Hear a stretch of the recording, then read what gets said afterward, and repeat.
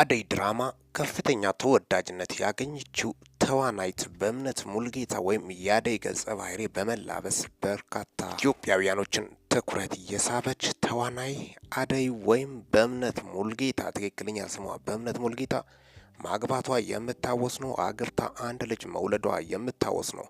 በመቀጠል ሁለተኛ ልጅ እንደጸነሰች የወጡት መረጃዎች ያሳያሉ። በጣም ደስተኛ በትዳሯ እንደሆነች ጭምርም ነው የደረሱን መረጃዎች የሚያሳዩት። ሁለተኛ ልጅ አርግዛለች። በርካቶች እንግዲህ በአደይ ድራማ በከፍተኛ ሁኔታ ሲወዷት ነበር። በአጭር ጊዜ ተከታታይ ድራማዎች ላይ በከፍተኛ ሁኔታ ተወዳጅነትና ታዋቂነት ያተረፈችው ተዋናይት ነች በእምነት ሙልጌታ።